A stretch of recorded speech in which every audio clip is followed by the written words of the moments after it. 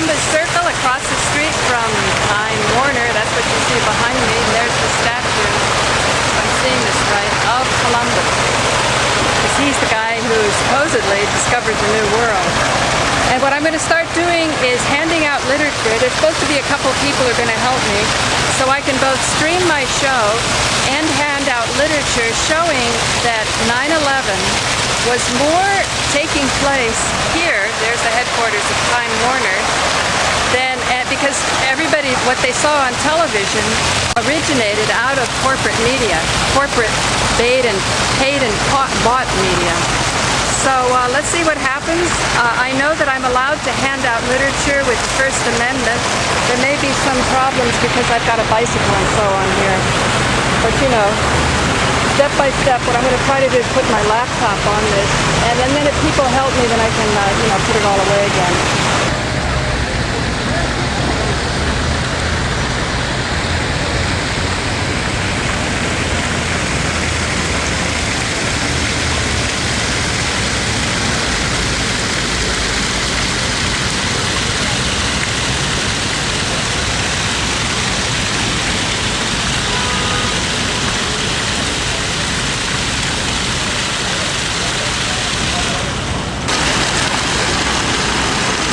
So here I am with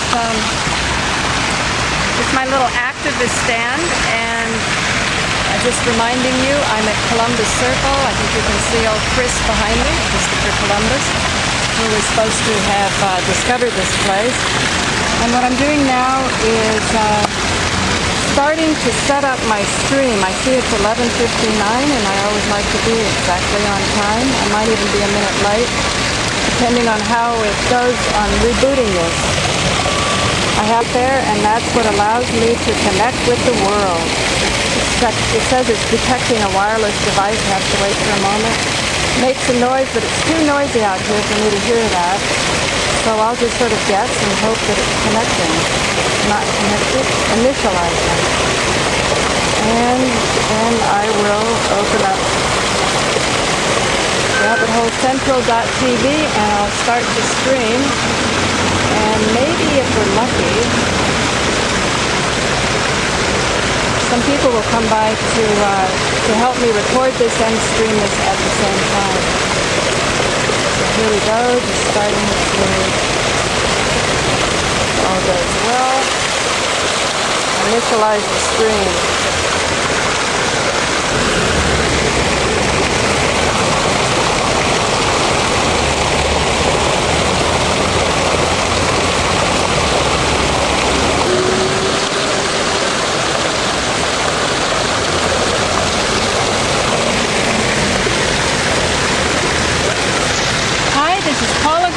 And I'm streaming to you today from Columbus Circle. Hopefully quite soon I'm going to have a few friends come out, and they're going to help me to distribute some flyers here, because for those of you who are New Yorkers, I'm streaming now and recording for the future. Time Warner is what's opposite Columbus Circle. And people come here to eat their lunch when they have their lunch break, but today it's actually pretty hot. I've already put myself in the nice cool waters. But what I'm going to start handing out pretty shortly is this. If I can coordinate this.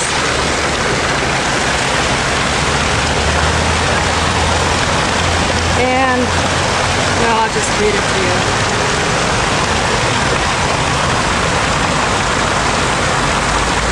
There is a well-coordinated campaign to convince Americans 9/11 was an inside job of the Bush-Cheney regime.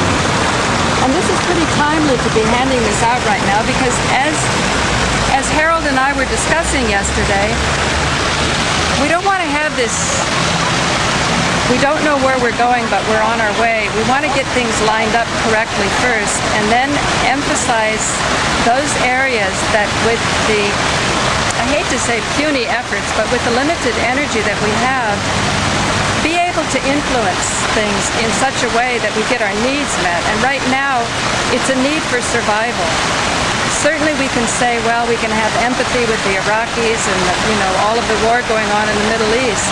But it doesn't take too many steps to realize that when they're not secure in Iraq or in Israel or Palestine, eventually we're not going to be secure either. And if we look inside ourselves, we're probably already not secure.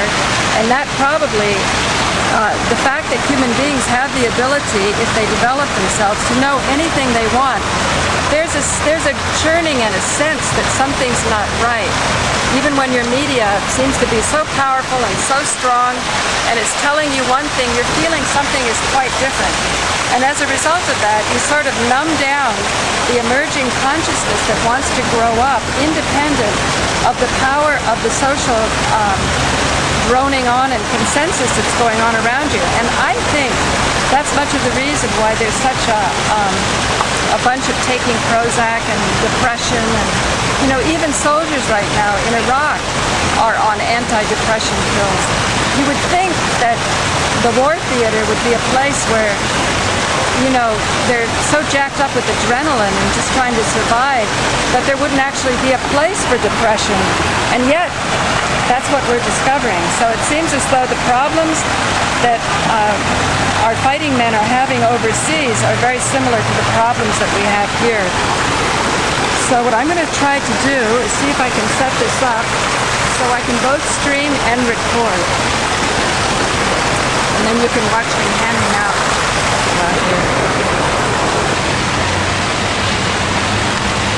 It's so hot right now.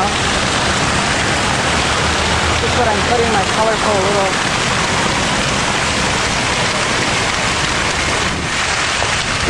Seems a little pathetic, doesn't it? But, the greatest of things are done with a light heart, and there's always a good beginning.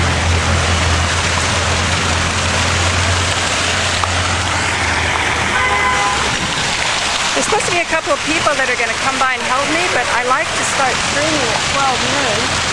So let me go in front of the camera just so people see that I am indeed here. I stream Monday through Friday on rabbitholecentral.tv at 12 noon. And it's always Monday through Friday at 12 noon from Manhattan. If I happen to be in California, then I come on at 9 a.m. that time. So that way you can always track Eastern Standard Time and figure it out from there. So...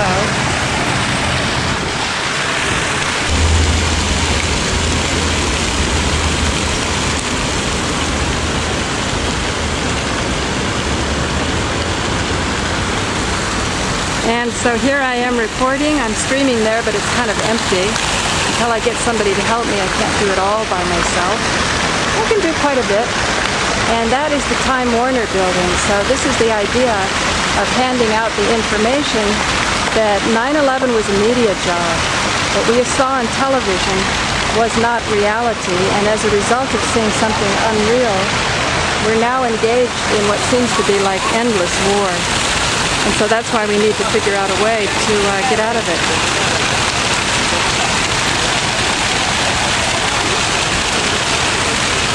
Isn't that cute?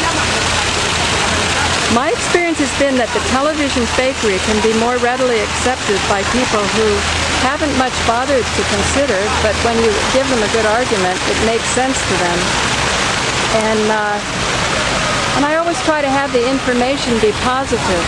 Be something that will really make their lives better as a result of knowing more. So what I'll do here is explain a little bit more about what's going on.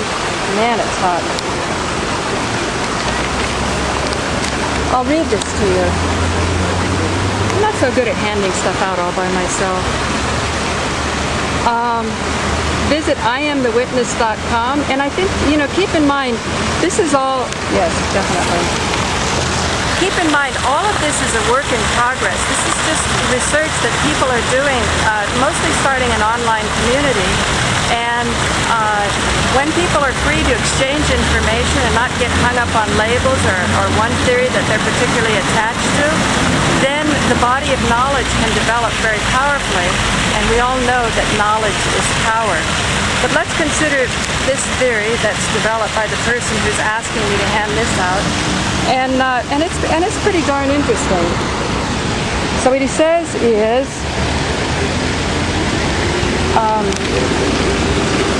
have you look at this nice scene while I read it.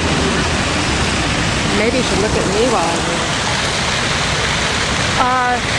You've got the Democratic ticket and the globalist ticket, and both of them are showing that there's a limitation.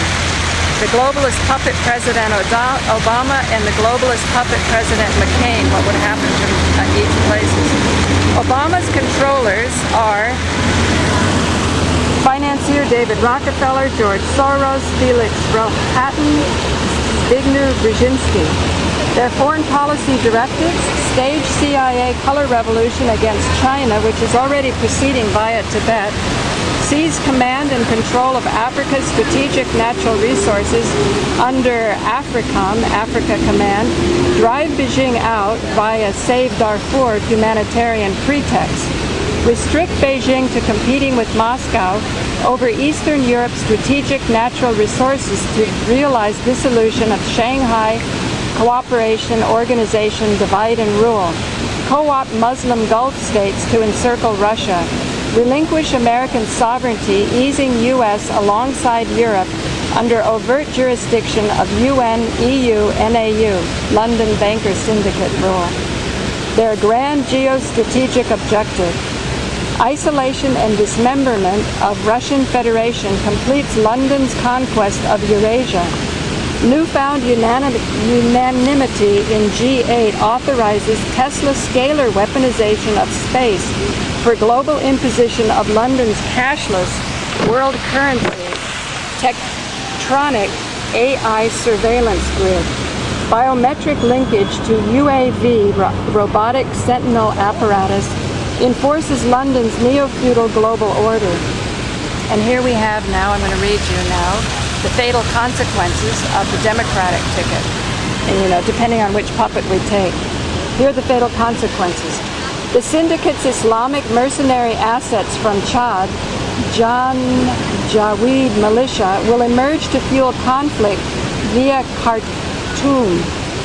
Ethnic cleansing allegations will realize Sudan's balkanization, installation of CIA puppet regime, cutting off China's access to African oil, sudden drop in American standard of living with deliberate illegal alien influx for race war, balkanization, will prevent cohesive domestic uprising after U.S. dollar collapse. NATO in Georgia, Ukraine, and failed color revolution against Russian Federation will erupt into World War III. This treasonous foreign policy belongs to the Trilateral Commission. President Obama's controllers are moles of the British Secret Service intelligence MI6. The realist faction controls American public opinion via the Ford Foundation. Now keep in mind, this is just one work in progress. It's just something I'm asking you to consider it. I thought it was pretty interesting, and I think it's something worth passing out once some people come by to help me. So now let's read the Republican ticket, what will happen. And you can see how things sort of, it doesn't matter which puppet show you're watching, the puppet masters have something pretty similar in mind. Here's the McCain's controllers: George Shultz, Norman Podhoretz, Rupert Murdoch, William Kristol, Robert Kagan. Their foreign policy directives: widen Iraq war to Iran via unilateral strike over objection of Moscow-Beijing. Continuation of Bush-Cheney policy. Exploit the syndicate's transnational Islamist mercenary networks to balkanize Muslim states in favor of Israeli domination. Accelerate NATO expansion, encircling Russian Federation for preemptive strike involving directed energy weapons. And again, this is why I'm always telling Harold it's important that we understand our advanced weaponry. Otherwise, we can't understand what the real geopolitical strategies are, and then see if those strategies are indeed life-supporting, or if it's something that's going to be more about eugenics and trying to breed a master race and things like that. Accelerate NATO expansion, encircling Russian Federation for preemptive strike involving directed energy weapons technology, showcased via Twin Towers disintegration. 9/11 was an international exotic weapons display. So in other words, that means for those who knew, those who understand, maybe in the Black Ops or so on, they have a little more information but aren't coordinated, because remember, the Black Ops, it's so secretive, you don't know what your buddy Black Ops person's doing. But people who have a piece of the puzzle can watch what happened during 9/11 and it makes sense to them. So this is saying this secret weaponry runs on suppressed free energy technology, which could easily eliminate oil dependency and end world poverty. Now, it doesn't seem very impoverished here at Columbus Circle, but this is just one little tiny part of New York, and you'll see right now it's kind of hot, so not that many people are out. So let's look at the Republican ticket here for the globalist puppet President McCain. Their grand geostrategic objective is Balkanization fragments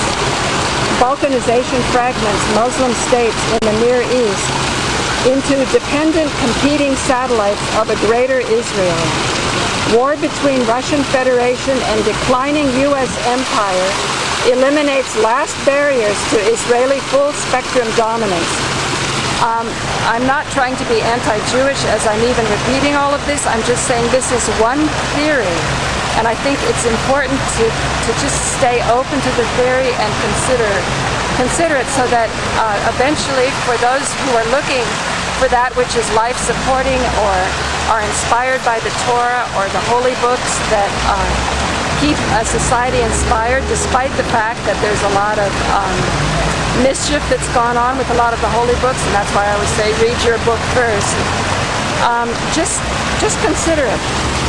So they're talking about a Balkanization that fragments Muslim states, so you've got them as competing satellites of a greater Israel, and giving to Israeli full-spectrum dominance. London bankers syndicate behind UN, EU, and NAU co-ops China-India while expanded Eretz Israel empire controls globe.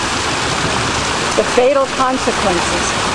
The syndicate's Islamic mercenary counter-gang assets, Al-Qaeda in Iraq, will re-emerge to undermine U.S. forces and hit marked civilian entities.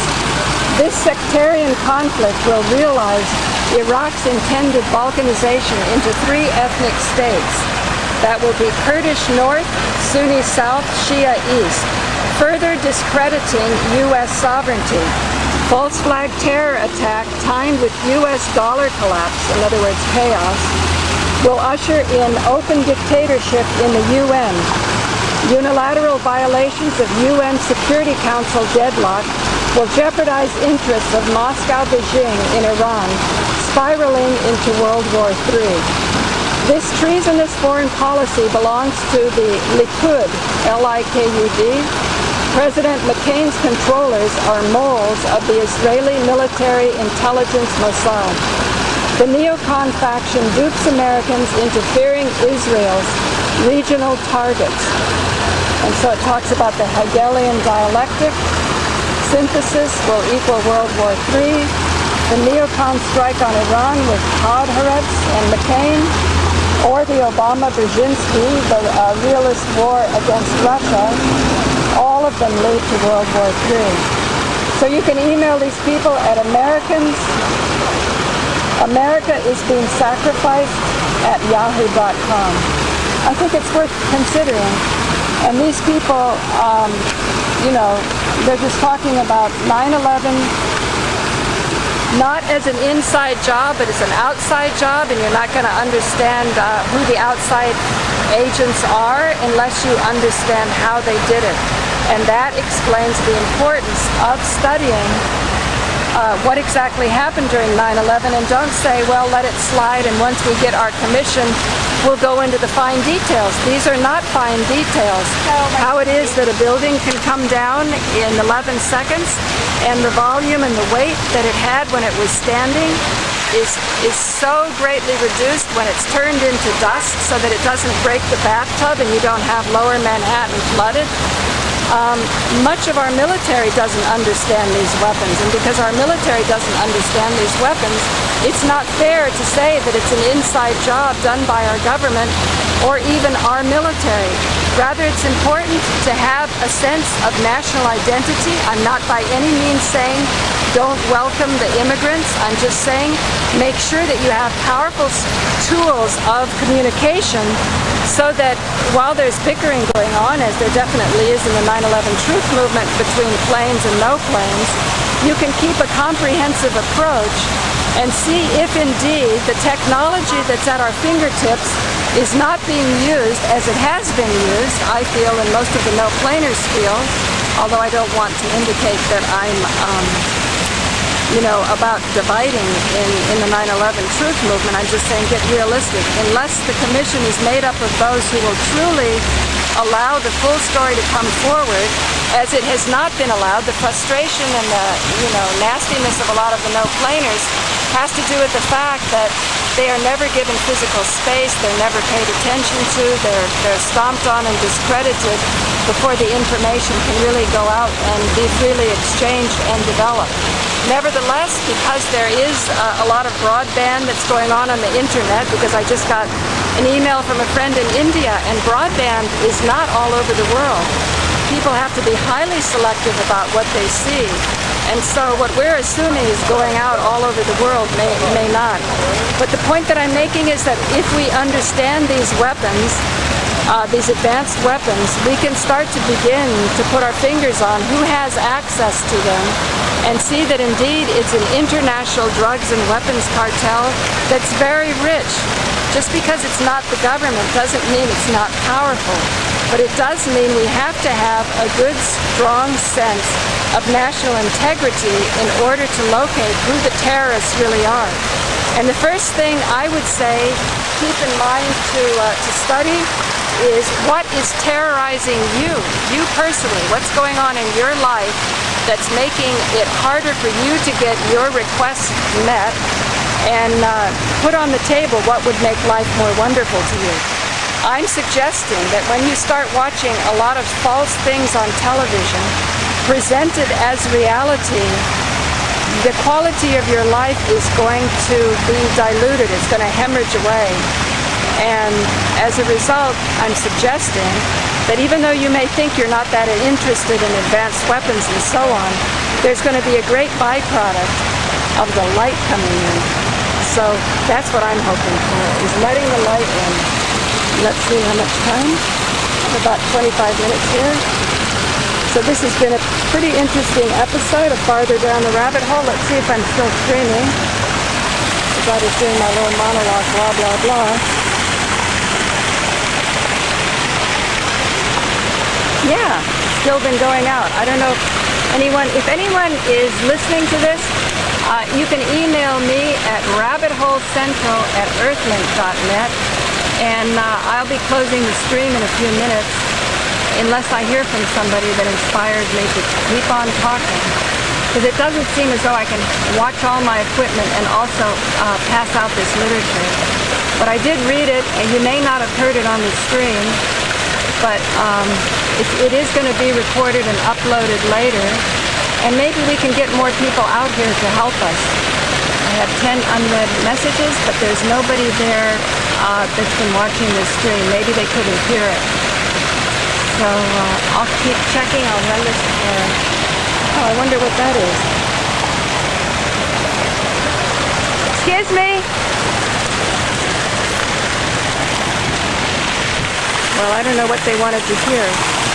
See, if I go run off there, then I have to leave my equipment here.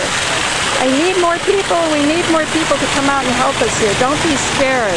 I really, really think that's one of the biggest aspects of the PSYOP, is that we already are living in a police state. You know, we keep having a lot of this left liberal gatekeepers drone on and on and on about the police state. So we, what about the old adage, use it or lose it, If we start speaking out, things will shift. I know they will. It's always happened in my life.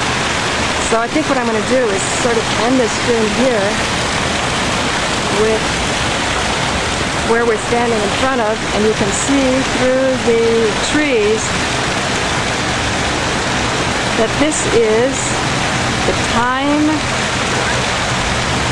Warner Center. This is an episode of Farther Down the Rabbit Hole. Thank you for joining me. My name is Paula Gloria, and come down and help us. Help us pass out literature so people will know how to protect something that's worth protecting. And, how to bite the bullet when you're wrong about different theories. Like if we want people to get out of Iraq, there's going to be a lot of shame that people have. And I think if some of our theories aren't right, we should be able to be exemplary models of saying, hey, my theory wasn't right. So, as above, so below, what's happening on a macro level is also happening on a micro level.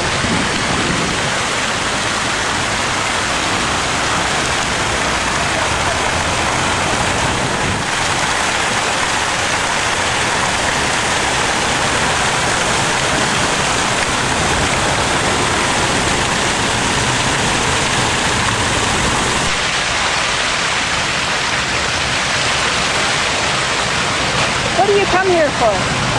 I'm a visitor. You're a visitor? From Yes. where? Pakistan. Oh, from Pakistan. I'm Yes. so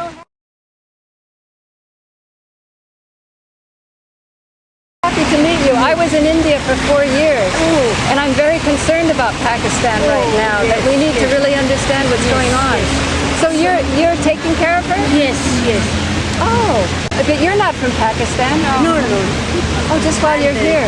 So, Oh, wow. Well, what have you studied? I have a television show about politics and spirituality. Can I put you on the internet? Me? Yeah. For what? Just to say, what's it like to be a Pakistani, and why? What do you think about America?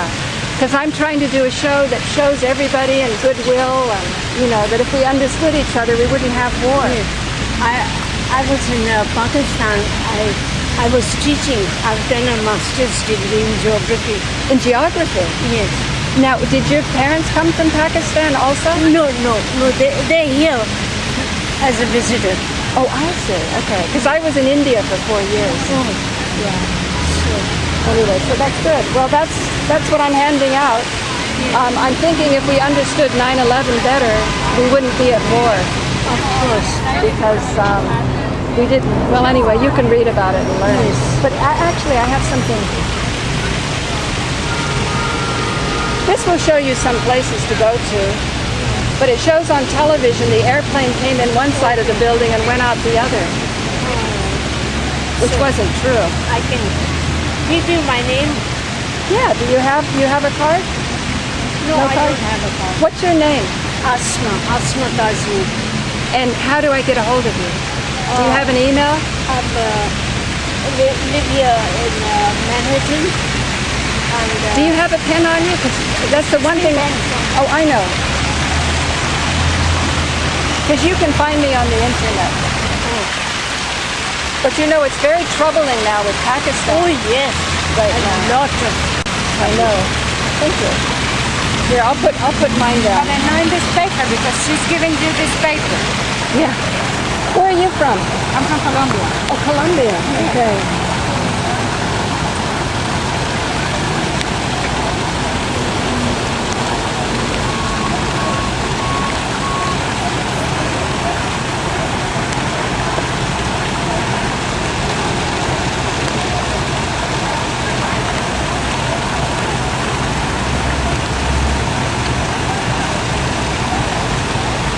So that's my email, and if you like what you're reading, then Yes. contact me.